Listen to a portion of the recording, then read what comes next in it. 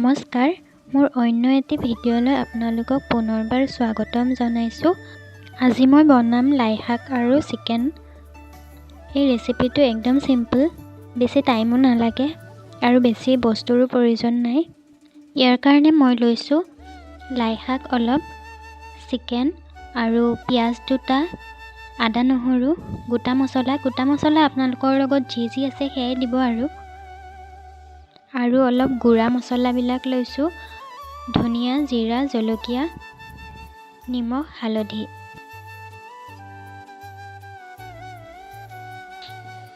কেৰাহীটো পাতি ল'লোঁ। কেৰাহীটো গৰম হোৱাৰ পিছত মিঠাতেল অলপ দিলোঁ, তাতে গোটা মছলাবোৰ দি দিলোঁ। মই দিছোঁ শুকান জলকীয়া, তেজপাত, গোটা জিৰা, ইলাইচি। এইখিনি অলপ টাইম ভাজি ল'ম। ভাজা হোৱাৰ পিছত পিঁয়াজখিনি দি দিম। পিঁয়াজখিনি ভালকৈ ভাজি ল'ম। পিঁয়াজ যিমান ভালকৈ ভাজিব সিমানে খাবলৈ সোৱাদ হ'ব আৰু তৰকাৰীটো গ্ৰেভি টাইপ হ'ব। পিঁয়াজখিনি অলপ গল্ডেন টাইপ যেতিয়া হ'ব তেতিয়া ইয়াতে আদা নহৰু পেষ্টখিনি দি দিম। গোন্ধটো নোযোৱালৈকে অলপ টাইম ভাজি ল'ম। 1.5 চামুচমান আদা নহৰু পেষ্ট লৈছোঁ মই।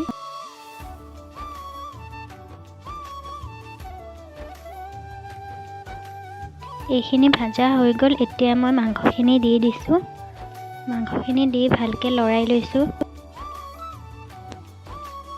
এতিয়া দিছোঁ সোৱাদ অনুসৰি নিমখ, হালধি আৰু গুড়া মছলাবিলাক, জিৰা, ধনিয়া, জলকীয়া। সৰু চামুচেৰে এচামুচকৈ দিছোঁ। চিকেনখিনি ভালকৈ ভাজি ল'ম।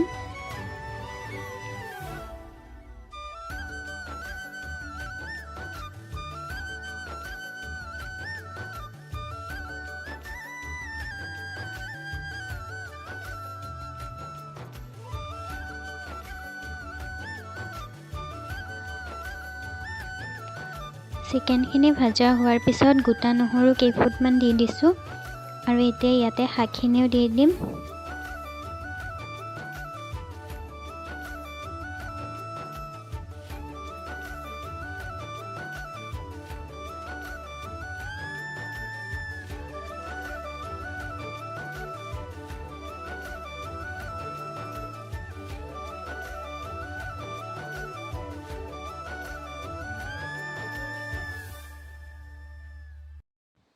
এইখিনি অলপ লৰাই পানী অলপ দি দিম।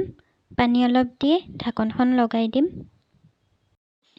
এনেকৈ 5 মিনিটমান ভজাৰ পিছত চিকেন আৰু লাই শাক ৰেডি হৈ যাব। নমোৱাৰ আগত গৰম মছলা অলপ দি দিম। মই ঘৰতে বনোৱা গৰম মছলা দিছোঁ।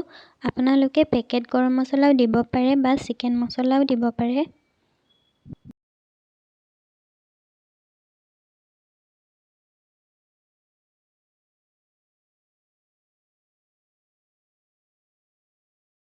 এতিয়া মই গেছটো অফ কৰি দিম। ভিডিঅ'টো চোৱাৰ বাবে সকলোকে ধন্যবাদ জনাইছোঁ।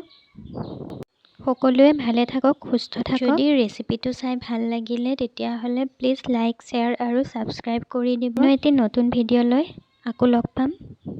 ধন্যবাদ।